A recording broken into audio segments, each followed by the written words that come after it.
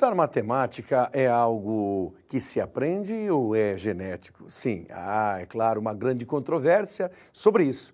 Mas muitos afirmam que há uma predisposição genética, sim, quanto ao estudo da matemática.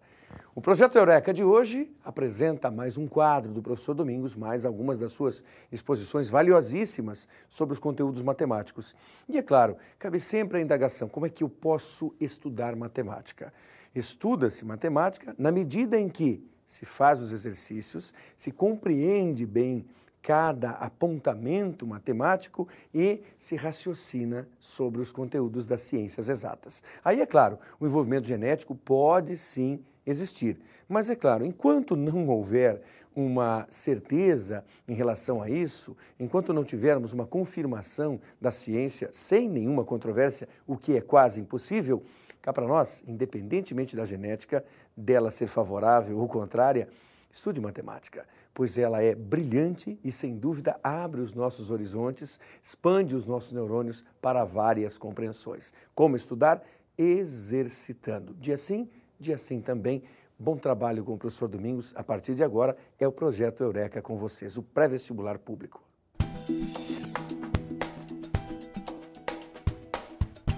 Olá, minha gente.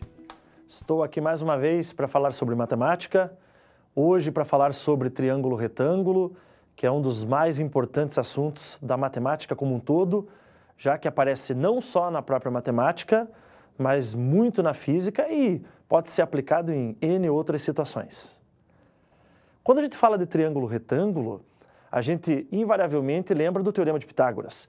Mas antes de chegar até o Teorema de Pitágoras, é importante lembrar algumas outras coisas. Primeiro, num triângulo qualquer, aí não vale só para o retângulo, a soma dos ângulos internos é igual a 180 graus. Evidentemente que para o triângulo retângulo isso também é verdade. Acontece que o triângulo é retângulo por ter um ângulo reto. E o ângulo reto é um ângulo que tem que medida? 90 graus. Além do ângulo de 90 graus, um triângulo retângulo possui os outros dois ângulos que são menores do que 90. Claro, necessariamente, senão a soma 180 extrapolaria. Então pense assim, um triângulo é retângulo porque tem um ângulo reto e os outros dois ângulos são ângulos agudos, são ângulos menores do que 90 graus. Ok? Bem, além desses ângulos, pessoal, nós temos três lados, evidentemente. O triângulo, que pode ser chamado além de triângulo de trilátero, mas o nome consagrado pelo uso é triângulo, possui desses três lados, um deles que é o maior. Como é que se chama o maior lado de um triângulo retângulo? Hipotenusa. E, pessoal, o termo hipotenusa só se aplica a triângulo retângulo, ok? Não use o termo para outro triângulo porque não serve. E como é que se chamam os outros dois lados de um triângulo retângulo? Exatamente, são os catetos, invariavelmente, certo? Então, um triângulo é retângulo porque possui um ângulo reto e os outros dois ângulos são agudos. Com relação aos lados, o maior deles é a hipotenusa e os outros dois são os catetos. Inclusive, é importante lembrar, pessoal, que a hipotenusa, ela sempre está oposta ao ângulo reto.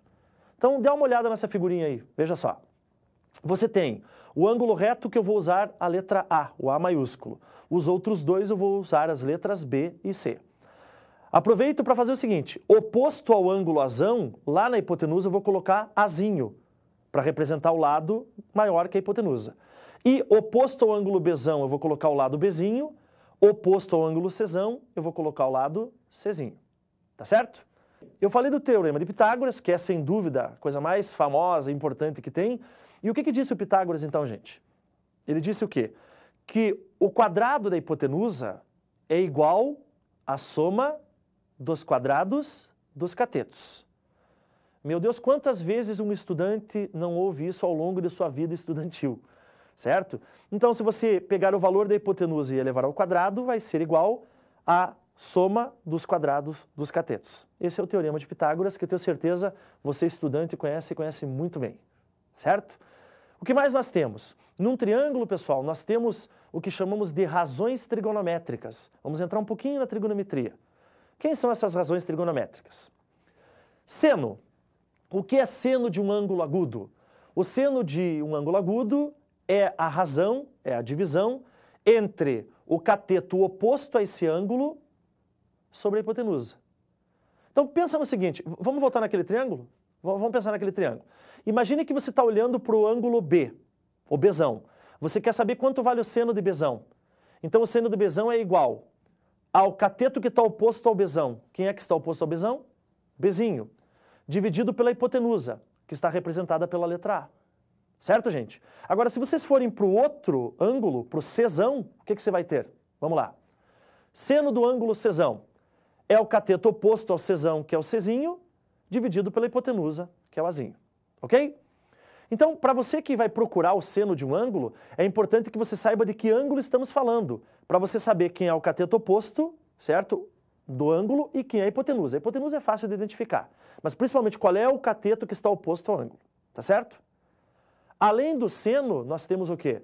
Nós temos o cosseno, que é a razão entre o cateto adjacente, certo? Cateto adjacente, o que significa a palavra adjacente? Adjacente significa ao lado. Então o cosseno é o cateto adjacente ao ângulo, certo? Vizinho do ângulo, ao lado do ângulo, dividido pela hipotenusa. E temos ainda a tangente. O que é tangente?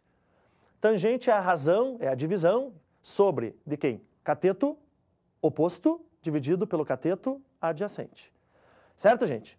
Então, combinando o teorema de Pitágoras com as razões trigonométricas, nós resolvemos uma infinidade de exercícios de vestibular, de concursos e assim por diante. Certo? E para isso nós vamos dar uma olhadinha num primeiro exercício. Vamos lá?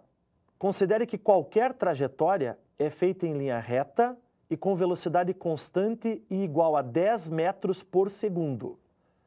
Duas rodovias H e R cruzam-se em um ponto A segundo um ângulo de 60 graus.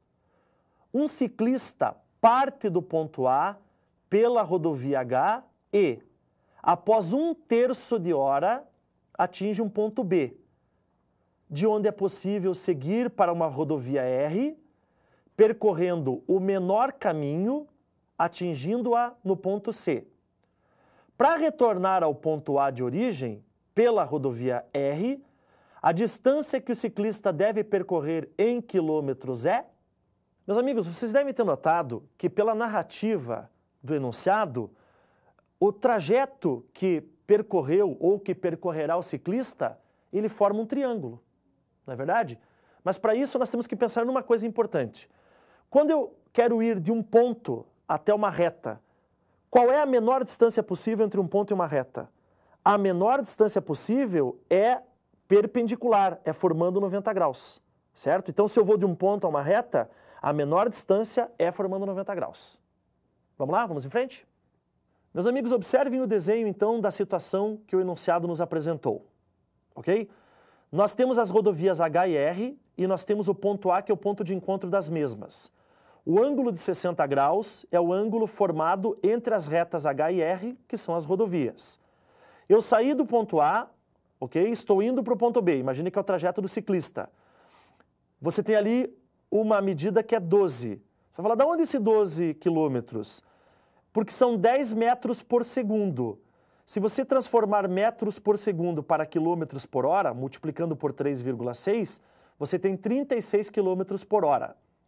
Como você tem 1/3 de hora, que foi o tempo que ele demorou, 1/3 de 36 são 12 quilômetros. Este é o valor entre A e B. Agora você vai de B para a rodovia R. Lembra? No menor caminho possível.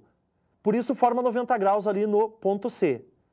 E para completar, eu vou de C para A e é essa a distância D que eu quero. Olha os cálculos. Cosseno de 60 igual a D sobre 12. Por que cosseno? Porque eu tenho o ângulo, eu tenho o Dzinho, que é o cateto vizinho, o cateto adjacente, e tenho a hipotenusa, que é 12. Cosseno de 60 graus é igual a meio. Meio igual a D sobre 12. Multiplicando cruzado a fração, você descobre que o D é igual a 6 quilômetros. Pessoal, como nós vimos, o triângulo retângulo resolveu esse nosso problema. Basta para isso ter uma boa interpretação do texto que você consegue resolver não só esse, mas qualquer outro. Daqui a pouco a gente volta.